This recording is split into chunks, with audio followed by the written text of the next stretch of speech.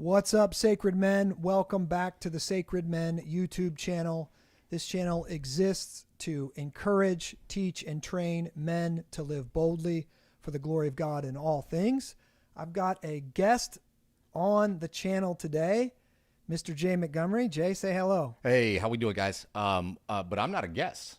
Okay. If they can probably see, if you're watching this, if you're watching the video, you will notice I am sitting in the host chair today. We've got a little bit of a studio takeover. Okay. So what we've done is we've taken Justin out of the host chair. We put him on the couch. We're going to put him on the hot seat. We've got some questions that we're going to bounce off you. We're going to ask you to maybe go deeper on some things, to expound on some things. And we've got a fun little section at the end we're going to throw in, and we're going to ask you on the fly to comment maybe on some things that have been put out on Twitter. I noticed you've been big on the Twitter lately. Okay. All right. I'm dabbling in the X/Twitter. So, okay. All right. So I don't know what's going on, but I will sit on the couch and receive my punishment. So what's up? Well, I guess that begs the question, first of all, before we get into it. You've become much more active on Twitter recently. Talk to me about that. Why did we do that? What was the impetus for this? Like, what's the reason behind it? How do you want to utilize it? Kind of give us some background there. Yeah. So the idea is kind of Twitter/X has become basically the marketplace of ideas, or really it's the place of battle. It's the where ideas are going to do battle. Facebook is for your grandma and selling a couch. All right. Instagram is showing off your workout, showing off your lunch, showing off your kids, whatever. I don't mess with I don't mess with those anymore either, but I don't mess with any of the Snapchats or any of that stuff.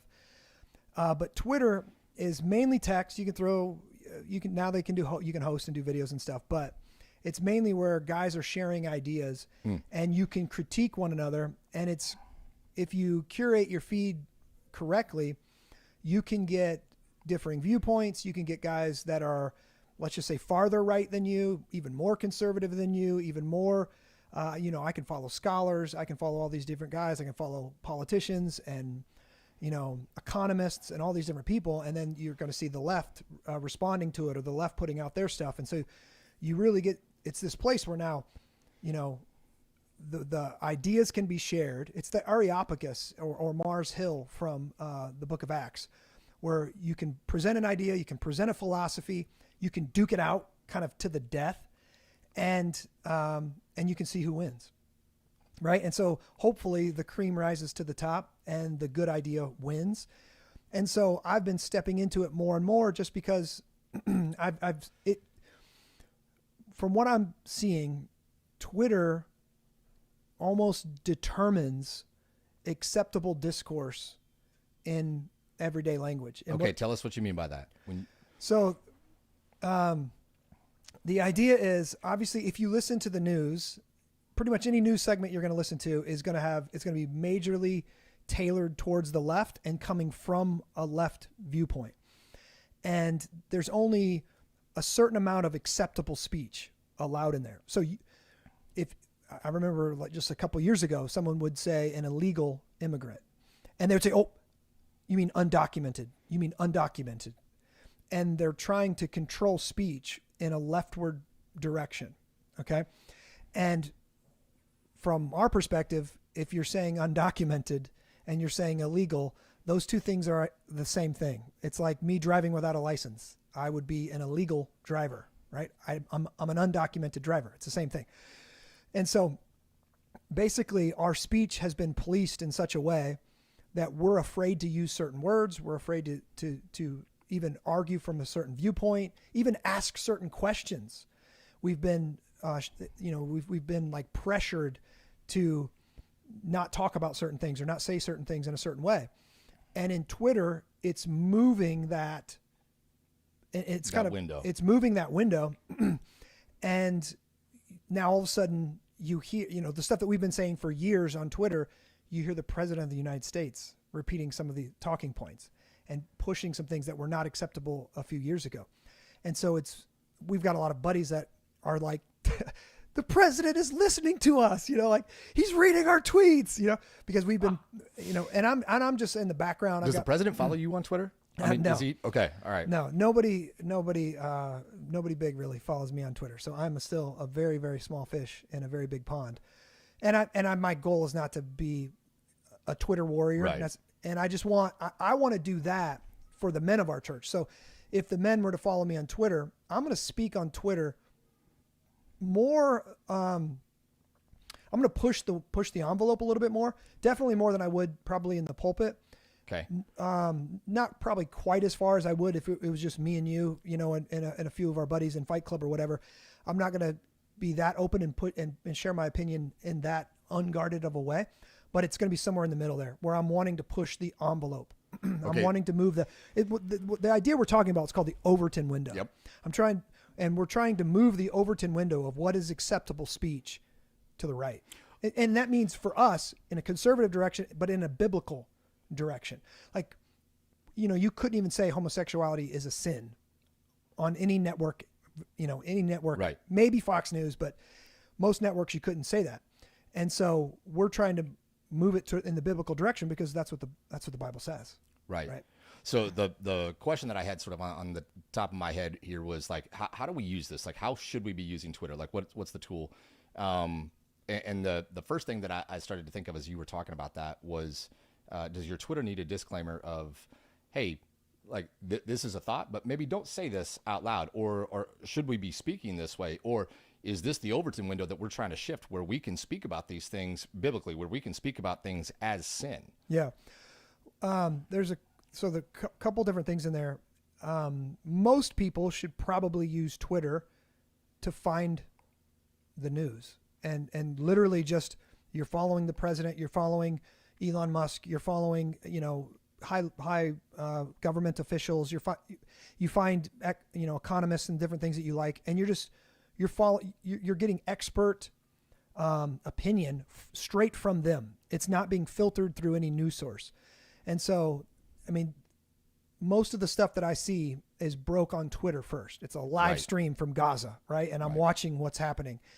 And so I'd say most people, create an account and just, you can find me, follow me. And then I follow a lot of pastors. I follow a lot of scholars, a lot of guys pushing that Overton window in the Reformed Christian world. And then some other, experts as well. But just check it out. And then the other part of it that we're not really haven't mentioned is the use of the meme and the mocking. And it's just a very masculine thing to do. And it's a lot of fun to see the memes and to see bad ideas not only get demolished by a good argument, but also get mocked, because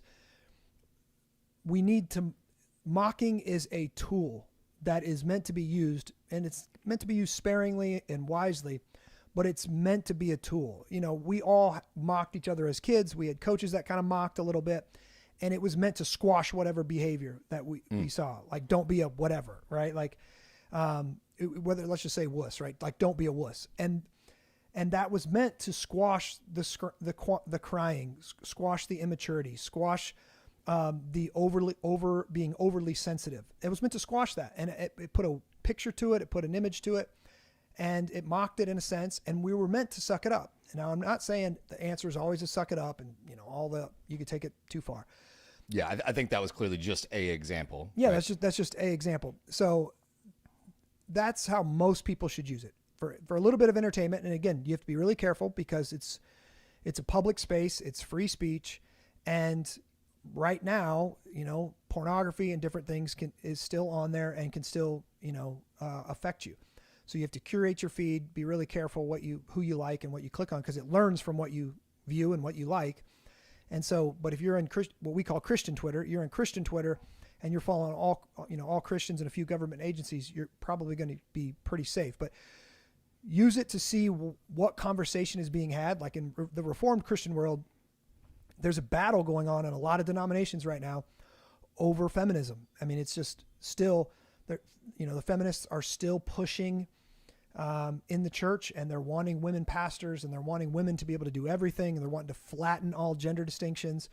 And we're seeing guys like Rick Warren, do that. We're seeing Beth Moore, people that used to be considered conservative, are now pushing in that leftward direction. And getting blasted and getting called out on it. And you can see that right away.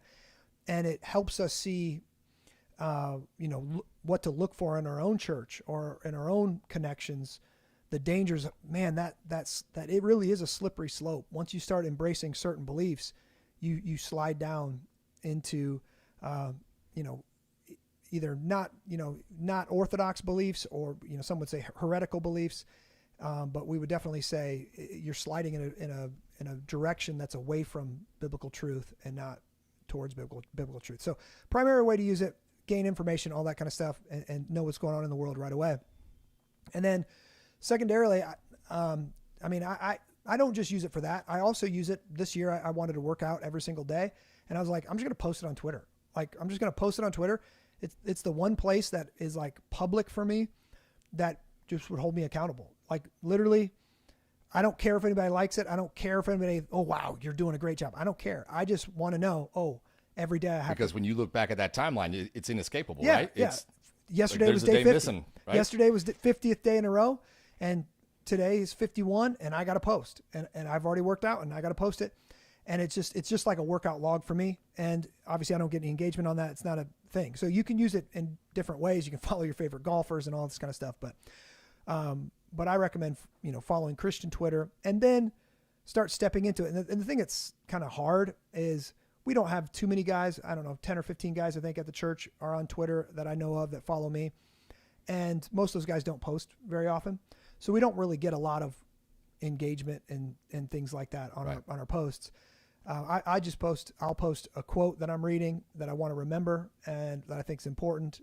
I'll post that. I'll post a thought from the sermon, but I don't spend much time. Most of my time is on research and just coming to understand what's actually going on in the world. And a lot of it comes out in my podcasts, right? I'm thinking about it and thinking about this clip, thinking about this topic, and then it'll come out in the podcast. So I think that's one helpful way to use X or Twitter. Yeah, I will add two to those. I would say I use it a lot for encountering ideas that I then want to go deeper on, things that I want to learn more about or get a better understanding of. And so you said it is the marketplace of ideas. And so it's a bite size, they're short, they're quick. Oftentimes you're not going to get an expert level understanding of a concept, but what it does is then prompt certain conversations, or it prompts the way that I spend my time in my reading, right? So there's a pastor I follow, he's, quoting R.C. Sproul in, a book or a past sermon and something.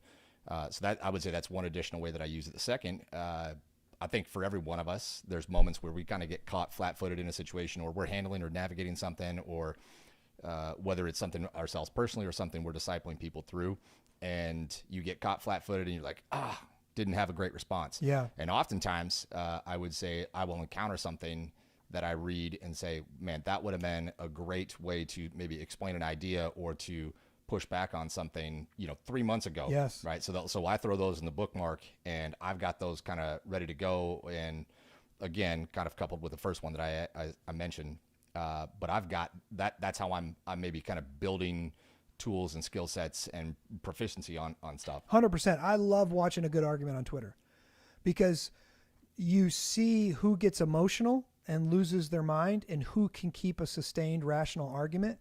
And the sustained rational argument wins.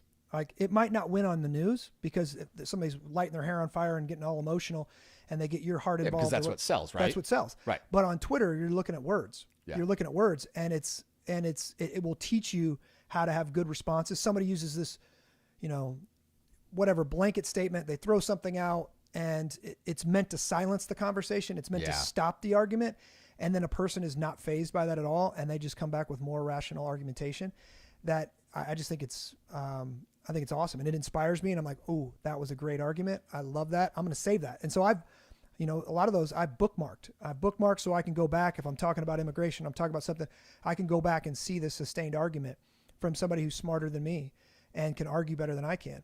And he's teaching me how to argue. He's showing me the points. The other thing is, like, on so many topics, like climate change or the fiscal, the budget, and even what's happening with Doge.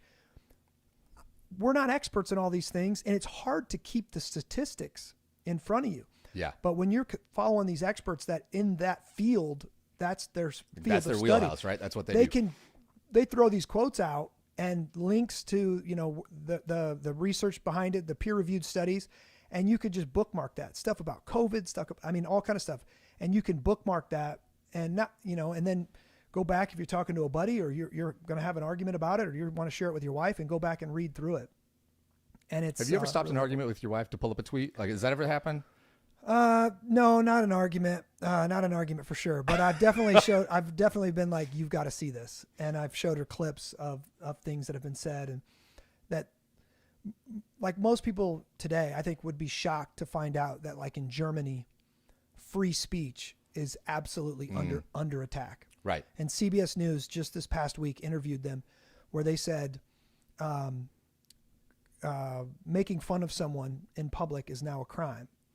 And making fun of them on Twitter is a crime with a greater punishment, even up to jail time, because if you make fun of somebody, you know, it's gone, right? I say something to you, you blow it off, it's gone. It It disappears. But on Twitter, it's there forever.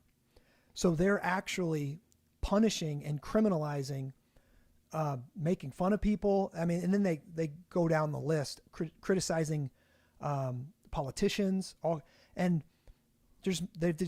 it's on the law is on the books now that there's a limit in their mind. This is what they said. There's a limit to free speech in Germany.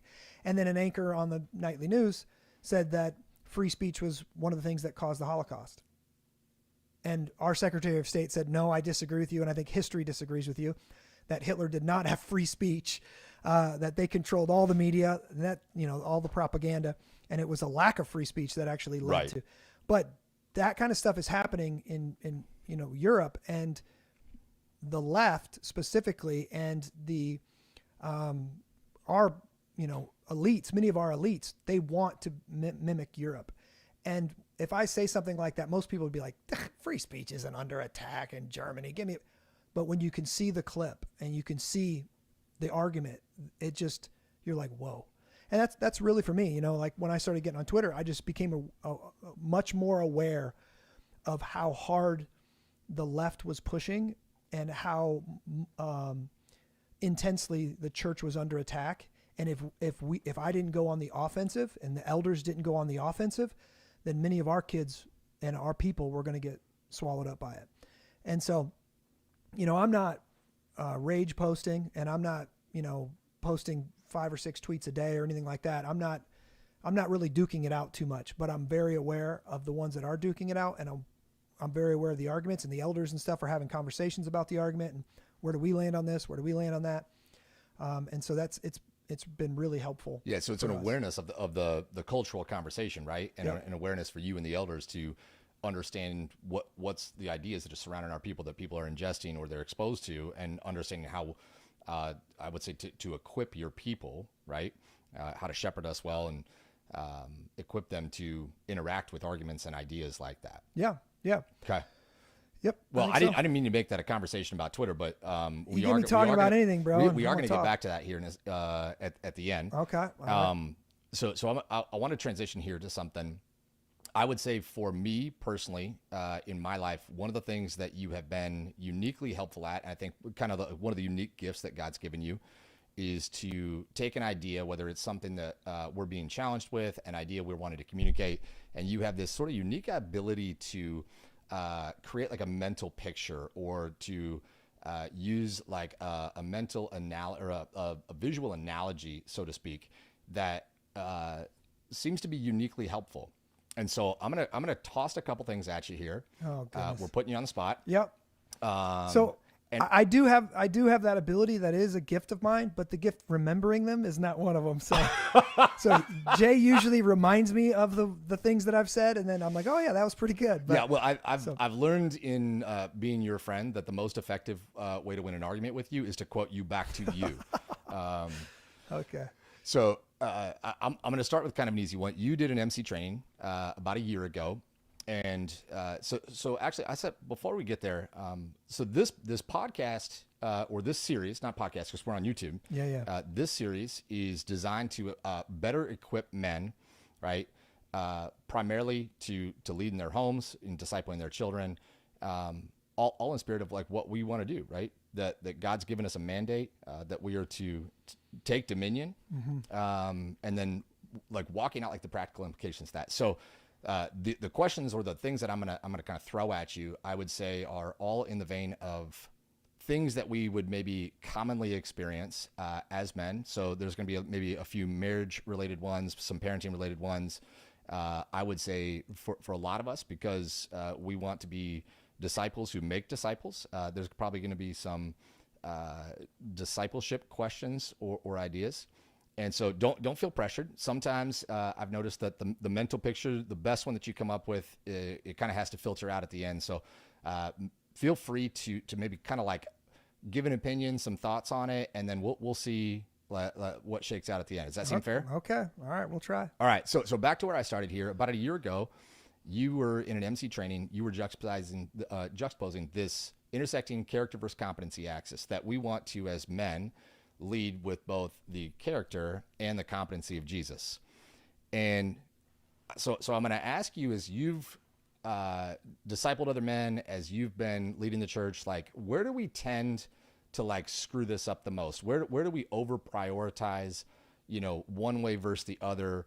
Where do we maybe underestimate the implications of neglecting one of those two? Like where does that play out? Okay. So do you remember the 4 quadrants? I do. What were the 4 quadrants? Let's see if you can remember this. Oh, 'Cause okay. So I don't remember the names. Okay. Yeah. Yeah. So it's basically the goal. So if you're thinking of the 4 quadrants, you've got high character, low character, high competency, low competency. And you're going to find yourself in one of the, and I can't probably do it without drawing it myself, but the low character, low competency, those are the guys, and I'm just gonna be honest, that they're good for nothing. They're good for nothing, but they're the ones that are filling up the prisons. Many times they're the ones that are causing most of the problems in the world. They're the ones shacking up with girls, getting them pregnant, leaving them. They're the ones that can't get a job. They're the ones, so they're low character, right? They don't have virtue, and they're low competency, so they're not great at any one thing. Maybe they're great at video games or something, I don't know. But low character, low competency, that's the quadrant we want. We don't want anybody to be in, right? Kind of our kids come into the world in that quadrant, and the goal is to get them out of that quadrant as fast as possible. That's right. Raise their character and raise their competency, and this is why they go to school. This is why they come to church. One of the reasons they come to church, this is why we put them in sports. We want to make them competent human beings. And then you've got high competency, low character, and that's I think I'm just going to say the bottom right for right now. That's guys that are really good at certain things, and yet they have a low character. And these are the guys that actually kind of stay out of prison for a long time, and then many times end up in prison, right? Because they're really good at something. And they're not that they all end up in prison, but they have low character. And so this is the guy who, he's a great salesman, and he can, he can sell anything to anybody. But he's shady. He's a shady business dealer, or he sleeps around on his wife. He doesn't take care of his kids, right? And so maybe he can, fill up the bank account, but when it comes to actually being a man of character, he's going to fail, and eventually he's going to reproduce what he is. And so we don't reproduce what we want; we reproduce who we are. And so, more than likely, he's going to raise kids in that quadrant, somewhere in that quadrant. And oftentimes even his character affects their ability to be competent at any one thing. But this is also the American mindset for a long time now has been like, just get a job, just, excel at sports, just, be valedictorian, and hasn't focused on virtue formation, hasn't focused on character formation. And our schools don't focus on character formation. Right. Anymore. They're designed to build and grow competency. That's it. Right. Get a job. Not to test character. That's it. Just to get a job. And the character they want you to have when you come out of there is basically all empathy, right? They want you to be pro all the liberal agenda and just be a big, bowl of empathy. and be good at whatever job it is that you've got. And that's not ideal, right? That's not the kind of men that we want to raise up. And then you've got the men that are high character, low competency. And unfortunately, many times this is church guys. This is church guys. Guys that are, the word is pietistic. They're very focused on not doing bad things. And for them, I don't even want to say they're virtuous, but they have, because courage is a virtue, right? And a virtuous man strives. He has godly ambition. He's going to be moving on that trajectory towards competency in many different areas. This is a guy that reads his Bible. He doesn't cheat on his wife. He doesn't cheat on his taxes. He's a moral man in that regard. And yet, you know, the virtues of industry, the virtues of courage, the virtues of taking dominion and becoming excellent at something, those virtues are usually lacking. This guy, I mean, he can have any type of job, but whatever job he's at, he's just he's a middler. He's a middler. Yeah, as I'm hearing you talk about that, what's going through my head is that they're going to struggle to grow anything. So they're going to struggle to grow a business, to reproduce disciples, right? Because it's a very dutiful thing, and it's a very individualistic thing, rather than it being thought of in terms of like that's got to be like replicated or multiplied out, right? Yeah. Yeah, and it's there's just not a striving after excellence. And I would say, like, we're called to do everything we do to the glory of God, right? And many times this can be a church boy mindset of like, don't do naughty things, right? Like, and you grow up not doing naughty things and you just kind of become a good church boy, but you were never taught to strive. You were never taught to excel. You were never taught to take dominion. And sometimes that means like, get after it, you know, like push harder. Don't just coast, start your own business, like desire more for you, for your family, for your offspring, for your legacy, like desire more. And so in one sense, the high character, low competency, these are many times they're the guys that were teaching Sunday school, right?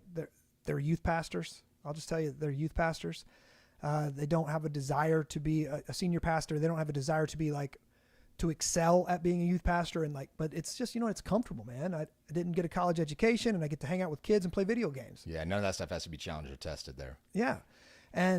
But it could be in any arena of life that we think the only thing God's requiring of me is to stay away from the big sins, right? To stay away from the big sins. And I just think that's God's calling us to do more than that. And I think I want men to know that they can do great things. And those great things are not going to come to them. Those great things are not going to show up on their doorstep, that they're going to have to risk. They're going to have to take big risks to get those big rewards. And so we want our men to be moving out of these three quadrants, these three deficient quadrants. We want to be moving them towards high character, high competency. And we can't be competent in everything, right? I am not competent in math. I'll just tell you that. I'm just gonna say math, because I don't even know where my level stops. You know, like I can. At what age did your children stop asking you for help with math? Like, probably when Javin was about 12, I think. He's 12. No more math questions, Dad. Yeah, well, I just got in trouble because I tried using AI from some problem, and it was wrong. I was like, it was Grok's fault. Oh, man. But yeah, I can square a wall. I can do some stuff. I can do some geometry, but yeah, so I'm not competent in math. There's a lot of things I'm not competent in. But I want to surround myself with men who are competent in those areas. This is why I have a financial planner, right? Guys that are very competent in that arena. I trust them with my money. This is why we have Alec Epkiss as our deacon of finance. You know, he's got an MBA. He was a certified accountant. He's great with this stuff. He's an expert, and so I'm gonna trust him with that. but I want to be competent as a father. I want to be competent as a man. And that for me, that means first and foremost being competent in the word. Like I want to understand what the Bible teaches. I want to understand how it applies to my life. I want to be a very competent disciple maker. And I think all of us have to we are called by God to disciple our wife and our kids first. And that's where competency begins. It begins in our home. This is why the standard for an elder is how he manages his own household well. And the standard of deacon is the same. So that doesn't happen, right? Like you can be high character and you can be a high character young man. You get married and guess what? You are not competent. You are not highly competent as a husband. It's going to take years to become competent in that. I think the statistic, it takes 10,000 hours of doing any one thing to become an expert in it. I think that is pretty true overall. And it's going to take 10,000 hours of being a husband before you're probably pretty good at it. And 10,000 hours of discipling your kids before you're pretty good at it. 10,000 hours in the word before you're pretty good at it. And on and on you go. Providing, protecting your kids is going to take 10,000 hours in these different aspects. But the goal is to be constantly moving towards... To be moving, right? To be growing in those. Growing. And I think Jesus is the epitome of that. Right. Jesus shows us high character and high competency. Obviously, he was sinless, so you don't get higher character than that. And he's also competent. He was a competent carpenter before he was a minister. But in every single argument he has, every single interaction, he's the smarter one in the argument. He's the more competent one. He's the one that's telling the experts in religious law that they totally missed it, right? And he's our standard. That's where we want to be moving towards that in whatever area that God's called us to. Okay, to so function in. Because this series is all about equipping men, I'm going to go deeper on this here. In the weeks following that training, you and I were having a conversation, and we were discussing this character versus competency thing, and there was a comment made, something to the effect that the interesting part is that while as men we spend all of our day out in the world, which oftentimes evaluates us and judges us based on our competency. The interesting juxtaposition is that inside of our home, oftentimes our wives, like the comfort level they have in trusting our leadership is based on our character. Yeah. That it's heavily tied that if we are, it doesn't matter how well we can recite this, like we can do Nicene Creed upside down, backwards, and blindfolded, but when she sees us not doing these things, like that's going to create a level of like concern for her, or like it's going to create an anxiety. But I thought that was a conversation I'll never forget, as we were starting to look at like maybe the difference between those two things, and that for our wives especially, like that character piece is really important. Yeah, I mean, character really is who you are, and competency is what you can do, right? And obviously our wives want us to be able to provide. They want us to be able to get the van fixed if we need to get it fixed, whether we're paying for it or we're doing it ourselves. They want to be able to us to take care of the home. Those are necessities, right? Like they want those things, but the character piece is who we are when we're at home, and it's, can she trust us, right? Can she actually trust us to be, and the word integrity means the same all the way through. Can she trust us in this situation? Whatever that situation is, can she trust us? Are we going to handle it? Whether it's picking up the kids from school, or, hey, I got to leave. Can you take this thing out of the oven in 10 minutes? Can she trust us with these things? And if she can't trust us, then she's not really going to, eventually she's not really going to care about how competent we are at providing and all these different things. And the character piece is relational, right? Because she can't open herself up to a man that she can't trust. And so this is why, the type of man we are matters so much. And she wants a godly man, a man who's pursuing Jesus. And the character piece also is it's meant to keep us out in front of our wife. where we are the, marriages get off track when the woman's character exceeds the man's character, and now she becomes her worst nightmare, which is a nag. Proverb says that, a nagging woman is like a constant dripping of rain. Nobody wants to live with a nagging woman, and most nagging wives don't want to live with themselves either. They don't want to be that, but it happens because his character lags behind hers. And she thinks the only way that I'm going to get him to become a better man is by nagging him, which is exactly the opposite. He needs to be encouraged into obedience, in a sense. He needs to be encouraged into obedience to God, into developing his character. And that means, like, let's just say dad cleans up the kitchen or something after dinner, and dad does a dad job. It wasn't up to mom's standard. And a wise wife would say something like, "Babe, thanks for cleaning the dinner," or "Thanks for cleaning the kitchen," and then maybe perfect it like she wants it perfected.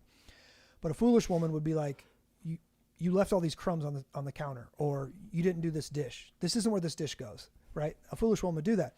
And in the first instance, the man's going to go, he just got encouraged, and the next time he's like, I'm going to do that again. Like what gets encouraged gets repeated typically, like especially for men. What gets encouraged gets repeated. Every man I know, his love languages are words of affirmation and physical touch, right? That's it. I don't know why we have 5. Yeah, the other 3 are for ladies. That's the truth. I want to have sex with my wife, and I want you to tell me good things about me. All right. So the character piece, we have to be growing in character, not to please our wife. That's not the goal. The goal is to walk with Jesus and be obedience to Jesus. But a byproduct of it is pleasing our wife. And when our character starts to sag, we start to show laziness, lack of care. We could name anything. She's going to be the first one that probably notices that. And that's going to trigger her, "Oh, I don't know if I can trust this guy." And then what she naturally does is, in her head, she sees where this trajectory is going, right? Like, we're going to be destitute in 6 months, or whatever. He's going to be 400 pounds and overweight, because look how he's eating, or whatever it is. And we don't like that. We think she's overreacting. We don't want that kind of response from her. And it doesn't attract us to her. And we feel like it's our mom nagging us or something like that. But we started the problem. The problem is our character started lagging behind. And we've got to be the pace car. We've got to be the one out front that she can joyfully follow, right? That's her job, is to joyfully follow, but we've got to be the pace car. And so that's why I think, that's why we structure Sacred City the way we do, with being open and honest about confession on Sunday, preaching the word, Fight Club, missional communities. We're leaning heavily on men's discipleship because we want the men to be the pace cars. We want the men to get out front and lead. And I know the saying is happy wife, happy life. Oh. But it's just, that's a lie. It's not true. That's our cultural mantra right now, but it's an absolute lie. The lie is healthy dad, happy family. That's the lie. Is there a cultural lie that has been more destructive to American families than that one? Like I know that's a big question. Yeah, but yeah. like it's one that's been very like deadly. at the core, like you've done thousands of hours of marriage counseling, thousands and thousands of hours over the last 20 some years. But I think from my experience, what went through my head was the biggest mistake we make is we get that wrong, right? Yeah. That it's our job to keep our wife. If you're thinking happy wife, happy life, you're already set up for failure. You need to be thinking godly, obedient husband, happy wife. Like that's turning those two around. It's turning those two things around, because if I'm looking to my wife, if I'm the head, right, and she's the body. If I'm the head and I'm looking at my body, what do you want me to do? That's a reversal of roles. The brain tells the body, right? And the head is meant to lead, right? The man is meant to lead. And if I'm looking to her and saying, what do you want me to do? How do you want me to do the kids? How do you want me to discipline? How do you want me to lead our family? How do you want me? I'm not doing my job. Now I get her opinion. I say, I've read this book. I've studied this. I've watched this YouTube video. I'm thinking this. What are your thoughts? Here's the Bible verses. Here's what I'm thinking. What are your thoughts? She adds some tweaks in there. Yeah. Okay, cool. We're there. But I'm the one leading. I'm the one out there figuring things out. And that's an aspect of character, right? That's an aspect of my character, that I'm wanting to be obedient to God in all things and lead my wife and family the way Christ would have me lead. And so I'm not looking to my wife. What do you want me to, I need more. I need you to clean the house more. I need more dishes. I need this. I need that. And the other thing. That's not the answer. The answer is, what is God calling me to do? And what is God calling our family to do? And I need my character and my competency to be out front, and that my wife can joyfully follow.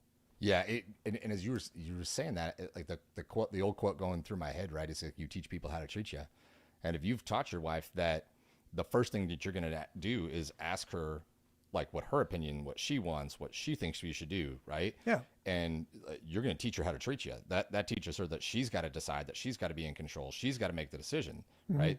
And so if you're demonstrating that inside your home, right, that first and foremost, you're not going like, what does God call me to do? Yeah. Like, what's the standard he's set for us here? And it undermines what you really want as a man. Most men want respect. They want honor. And We're cutting our own legs out from under us. yeah, 100%. Like, you're teaching and training your wife not to honor you, not to respect you, to treat you like a dummy, that you need your hand held all the time, and you need to be told where to put your socks. You need to be told how to do this, how to do that. And you're just acting like a big dummy, and she's never going to respect a dummy. And eventually this is why I actually have a problem with, like, pastors all the way, anytime they talk about their wife, like, oh, she married down. And I'm like, you're a dummy, dude. You're a dummy. Like, you're cutting your own legs out from under you. And you say that enough and she'll start believing it. And you don't want your wife to believe that she married down. Yeah. So I want to normalize that right there. You were talking about mocking earlier. I want to normalize mocking that. And maybe we can be kind about it. We can be like, I think we can confront that in love. Right. But when we hear that, just say, like, stop that. Yeah. Right? Or, hey, what are you doing there? Or, hey, like, what is that messaging you're communicating? Like, when you're using that sort of like self-deprecating, yeah, and I get it. Like, I think a lot of times we say it flippantly. We don't, maybe there's not even necessarily like a ton behind it, but I think repeated over time, like that stuff gets constantly sort of, and we think we think we're honoring our wife by saying that. Yeah. And many of us, we know that we married out of our league or whatever, like we got the jackpot or our wife is great and all those different things. But hopefully she thinks the same thing about us. Right. Right. And so but the self-deprecating humor, it's okay to a point, but it becomes a defense mechanism to become the mook. Like, it's okay to be average. It's okay to be a dummy. It's okay to just suck at certain things. And we become the little boy that needs his mom to tell him what to do all the time, right? And that's the opposite of biblical manhood. That's opposite of growing up into godliness and becoming like Christ. I mean, this is one of the reasons why one of the first commands is for a man to leave his father and mother and cleave to his wife.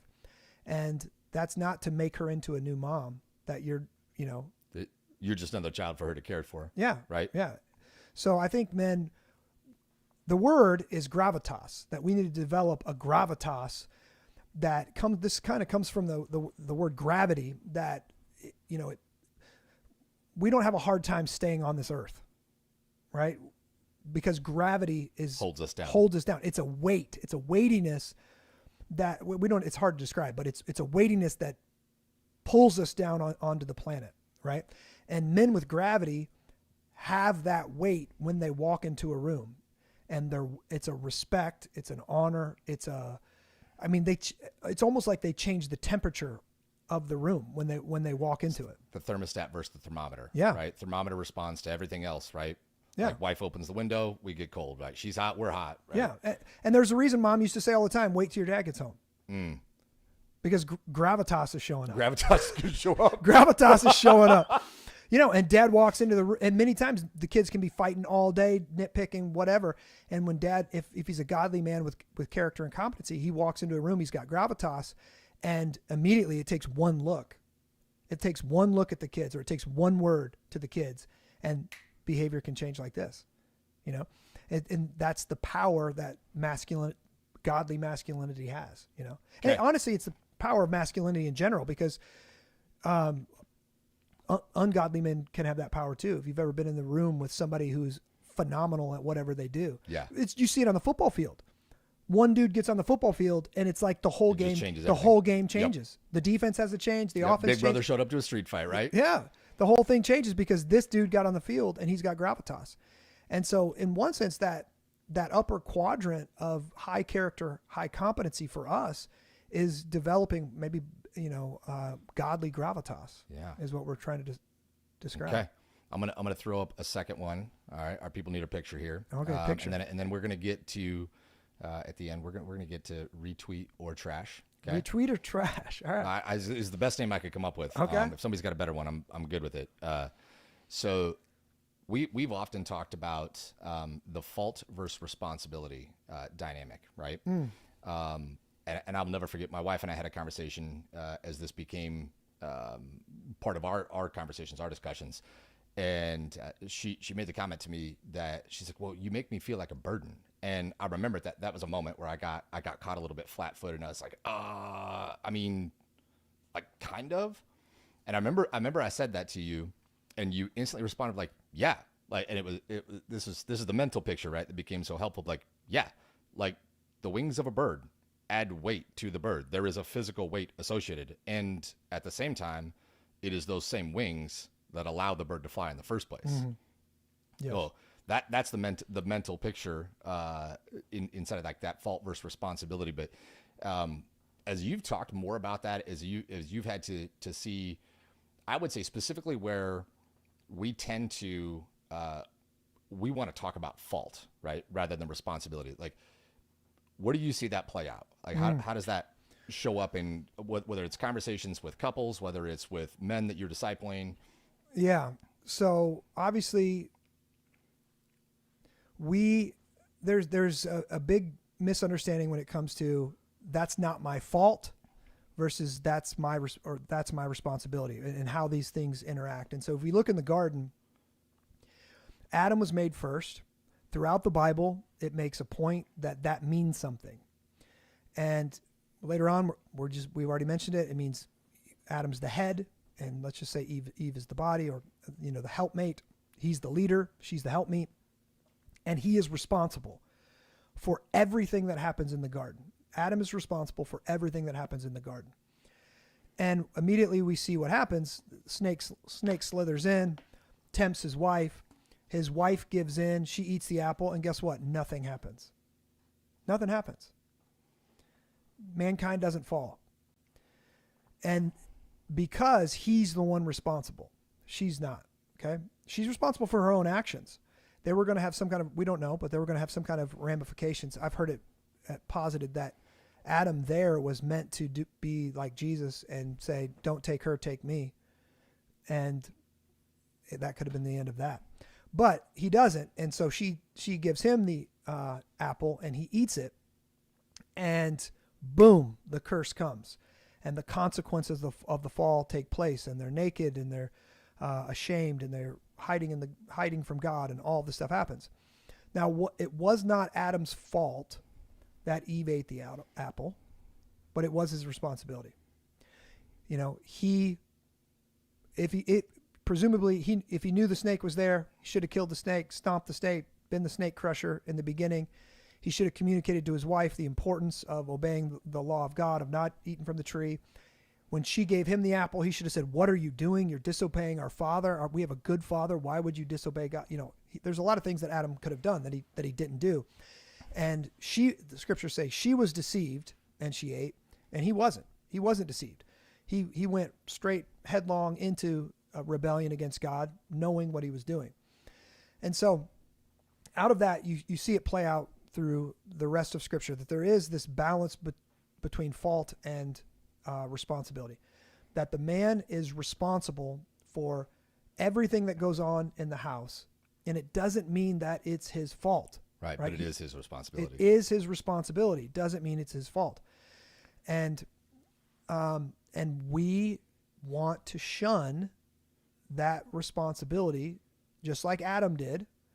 You know, when God confronted him, Adam said, "It was this woman that you gave me." Like, he wanted to shun the responsibility. It's not my fault. This is God's.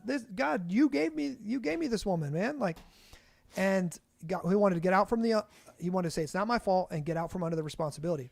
And the reality is, something can be not your fault, but it still is your responsibility. Like, you are the covenant head. You are in charge. God put you there, and you have to lead, and you have to deal with what you've got. And you got to, you know, take ownership of that situation.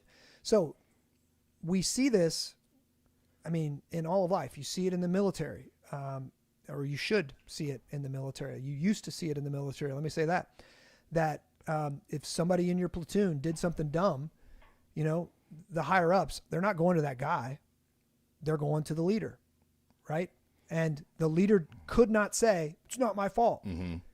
He had to say, it's my responsibility, whatever. I didn't train him well enough. Whatever. He's got to take some ownership of the situation. Won't happen again. I'm going to fix it. I'm going to take ownership of this. Yeah, and I think this was something I would say heavily thematic in like our conversations, and I would say, you know, in moments where like Jenny and I were probably at like the more difficult seasons of our marriage, and where you really pressed me, because I would say like I got really overly focused on the fault thing, and I will tell you where that ship started to turn, where things changed, right, was when I started to look at like what's my responsibility here, and I think in a weird way for us as husbands, that should be somewhat encouraging, that, you know, like, okay, it's like, great, it's not my fault, like, you know, and that at the same time that frees us up to be really thoughtful and deliberate and intentional about what our responsibility is. Yeah, the fault piece. First off, many of us, we're very aware of our own weaknesses. We're very aware of where we're incompetent, and we're insecure. We feel like a fake. We have kind of imposter syndrome. Like, I'm just learning how to be a dad. I'm just learning this thing. I've never had teenagers before. And I've read, for me, I'm always like, I read a couple books and then I'm like, oh, okay, I think I got some of this stuff. And then I'm practicing it. So I'm feeling like the kid on the bike the first time, you know, like I'm trying, but I don't know if I'm really good at it. And then when someone says, hey, you know, your daughter cheated on a test or something like that, my natural reaction is, that ain't my fault. She knows what's right. I've raised her right. She's in the right home, blah, blah, blah, blah. And I've seen so many men do this with their wife, with their kids. That ain't my fault. Original sin. They're sinner, you know, and just kind of, they're wanting to get out by saying they're not at fault, which technically is true, because there's nothing we could do to make our child perfect. Right. Right. So technically it's true. We're not at fault. We're still responsible for it. And what it means is, like Adam, Eve sinned. He had a responsibility to go and lead well and respond appropriately. Right. I don't know what would have happened if he would have marched her to God and said, this woman that you gave me just ate this apple. Like, she's trying to tempt me, you know, like, I don't know what would have happened. You know, and if he was like Christ, yeah, take me, not her. It's my responsibility. You told me to guard the garden, and a snake got in here and tricked her, and she ate this. That's on me, God. That's on me. But he didn't do that, right? He sinned with her, and then blamed the woman and blamed God. And so when it comes to those situations, many times we're stressed, we're overworked, we've got pressing stuff at work, at church, wherever, and it's like one more thing, and we want to do the same thing Adam did and just be like, it's not my fault. I can't control these kids. I don't know. I've taught them. I took them to church. I've done everything I could do. It's not my fault. When the godly response is to lean in and say, what's my role in this? Right? What's my role in this? And I have basically asked 3 questions. The first, if I can remember off the top of my head, Okay. The first one is, what went wrong? And when I ask what went wrong, I'm replaying like years of conversations with my kid, years of discipleship, or with my wife or whatever, how have I led in a way that has communicated that this behavior is okay? What have I allowed into my house? I'm asking all the questions. And presumably there could be situations that I feel like I've done everything right. But most of the time it's like, whatever the situation is I shouldn't have allowed that music in the house. I shouldn't have allowed her to watch that show. I shouldn't have allowed her to have a phone. There's certain things that I can say, okay, I made some mistakes here. And the second one is what can I take on? Like, what, okay, I'm doing the survey and the assessment basically on the first question. And the second one is where can I take ownership? Like, what responsibility can I take? That's it. Yep. What responsibility in this can I take? And in that situation is where I'm going to be repenting. I'm going to be going to God and saying, I was not wise in this situation. I didn't lead the way that I should have. I should have taught him that Bible verse. I should have taught him that story. I should have emphasized this more. I didn't. I'm repenting of it. And I also go to whoever it is, if it's my kid or if it's my wife, and I apologize. I should have done this. I didn't. It's my responsibility. I'm taking ownership over it. I apologize. Will you forgive me? And I'm working it through. And the third one is, what do I got to change? Right? What do I got to change moving forward? What do we do? Yeah. What do we do now? And it might be getting rid of the phone. It might be canceling the Netflix. It might be spending an extra hour studying with her. It might be, I don't know, whatever the situation is. There's an assessment piece. There's the critical piece of me taking responsibility for my actions. And one of the things that men do so bad with their kids specifically, they don't take responsibility for anything. And then you're like, dude, you're responsible. That ain't my fault. It's like, bro, where do you think she learned that? Like, we are trying to get out from under the responsibility, and then we're wondering why. More is caught than taught right there, right? More is caught than taught. And we're wondering why they're doing it. So we have to practice that assessment, taking responsibility, and then change moving forward. Yeah. And I think in my experience, like, the places where I can feel like the Father sustained, like when I take that responsibility, like that's where God meets us, right? Yeah. Like that's where he sustains us through those hard things. Yeah. Doug Wilson says authority flows to those who take responsibility. And the more you take responsibility, the more authority flows to you. Yeah. And I see that true. Like in your workplace, when you go to your boss and you say, hey, I want that new project or whatever, that thing that nobody's wanting to do, I'll take that over. That boss sees you, and if you do a good job with it, if your character and your competency can do a good job with it, he's going to give you more authority later. You're going to be the guy he calls for potentially for the promotion or taking that new lead or doing that new thing. And we often sit around hoping new opportunities will come to us, more authority will come to us, but that's not how authority comes to us. You have to take responsibility first. You take responsibility for things and authority flows to you. You take responsibility in your home for the culture of your home, the tone of your home, the way your home feels. You start taking ownership of that and taking responsibility for it. Authority flows to you. And your wife is going to say, whoa, he's reading books on how to be a better husband. He's reading books on how to be a godly father. And she's going to push authority up to you, right? She's going to be more likely to follow you. Same thing with your kids. The more we can take responsibility, the authority flows up to the men who take that responsibility. Yeah, that's good. All right, hey, we're gonna get to our new segment here. Okay. And I don't know if it's retweet or trash, or if it's trash or retweet. Okay. So you say tweet. Here's what I'm going to do is I'm going to read this tweet. I'm not going to tell you who it's from. So, you could be trashing your best friend here. Oh, I don't gosh. know. Okay. Okay. So, but I'm going to read this and I'm going to ask you to react, respond, or maybe suggest let me give you a better way to do that. Okay. Okay. So I'm going to start here. Our greatest sufferings and hardships do two amazing things. One, they draw us closer to Christ.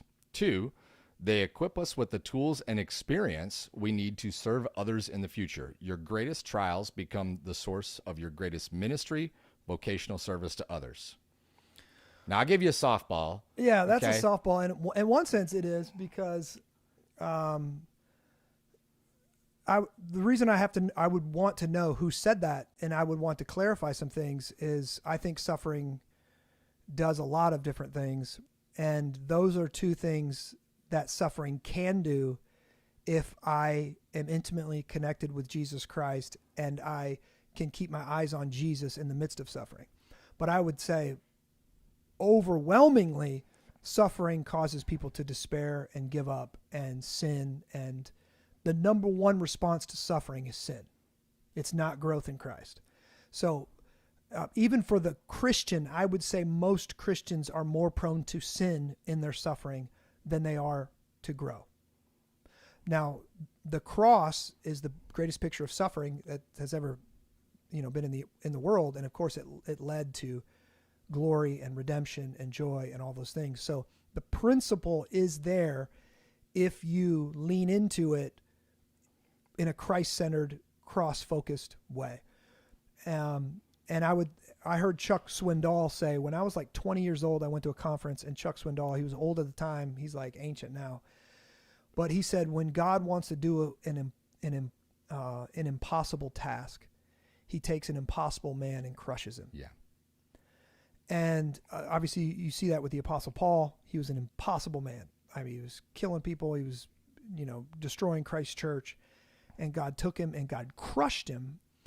And just like how you create wine by crushing those grapes, and out of it flows, all of the great wine that we get, God crushes a man, and if he crushes him in Christ, then he comes out better. And I've experienced that. I've experienced both sides of it. I've experienced suffering where I've responded sinfully and didn't learn the lesson, didn't go well. And I've experienced suffering where I leaned into Christ and let him crush me, and it made me a better man. So it's not a lesson we want to learn. It's not a lesson that we enjoy learning, but if we can see Jesus in the midst of it, then yeah, that's the way.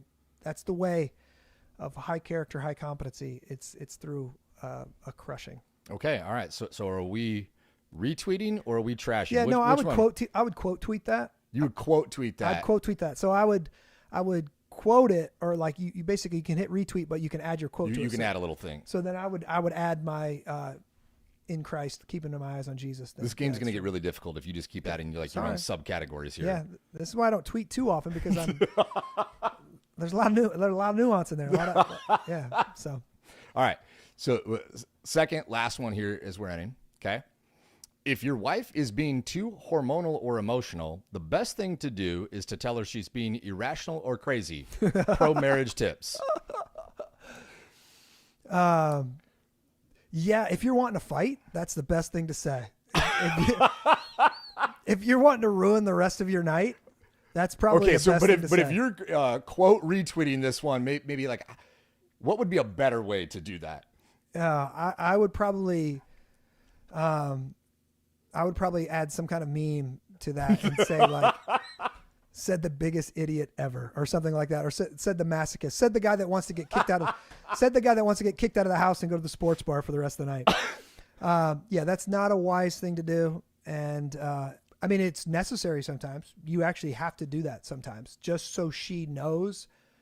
One of the things I tell men is, one of the things that we're called to do for our wives is to hold a mirror up. That's all it's meant to be the mirror of the word. But we're called, if she's being super emotional and maybe it's that time of month and all that stuff is happening and it's irrational, one of the best things you can do is just kind of like, and theoretically hold up a mirror and say something like, babe, it seems like you're really upset right now. You're really upset right now.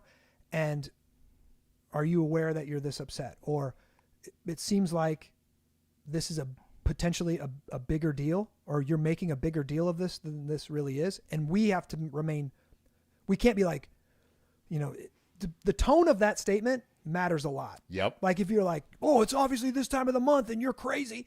If you're saying it like that, you're done. Yep. You got to remain sober-minded when we do it, right? But if you're like, okay, I tell this story that I was watching I think it was Alaska, The Last Frontier. And he's lived out in the frontier his whole life, and he's married this city slicker kind of woman, and she's out there with him. And I think it was a bear. There was a bear, and they were out hunting. And he's from Alaska, so he's like, chill out. I think maybe it was, I don't know, a black bear or something, but just chill out. And immediately she's like, there's a bear.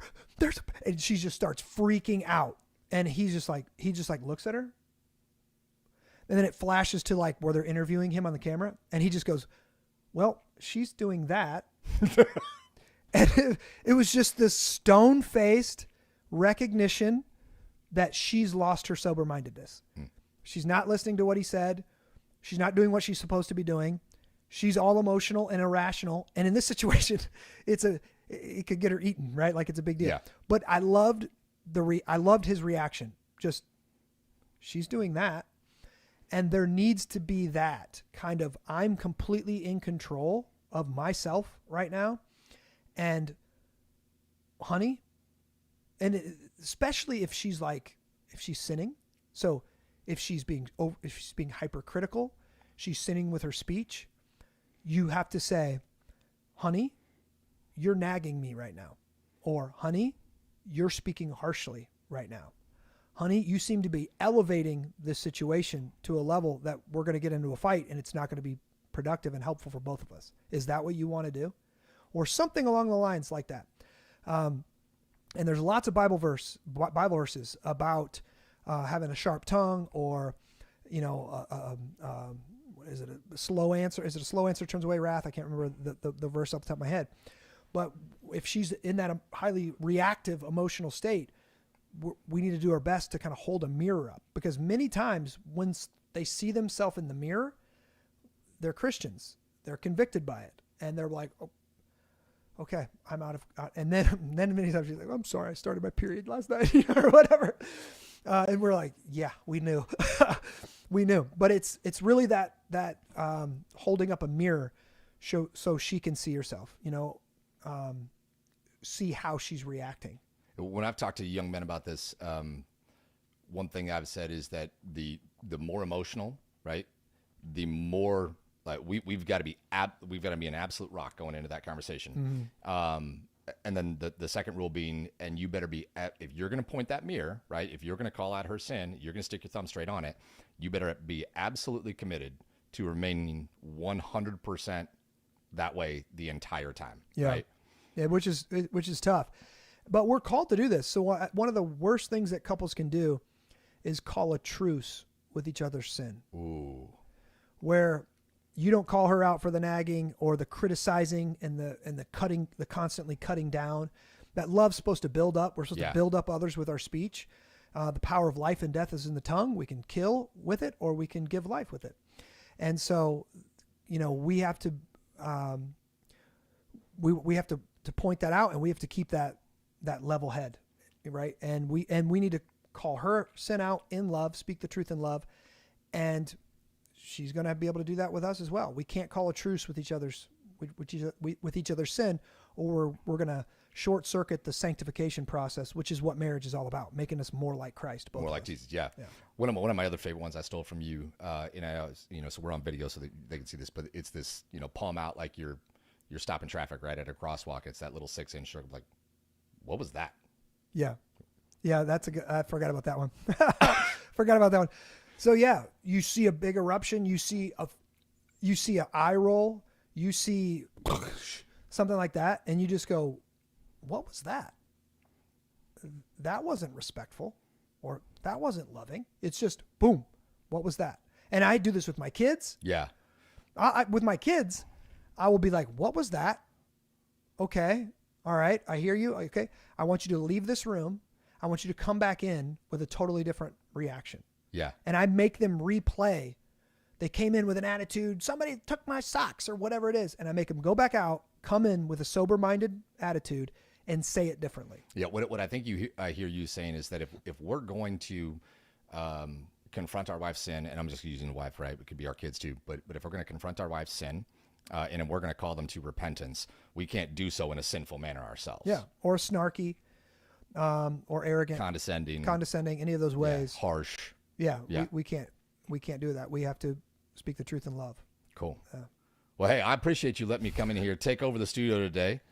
Appreciate you coming, brother. Kind of blasted you, walked in, made you switch seats, but this has been a good time. It's I been fun. I got through like half of it. I got more tweets we can send.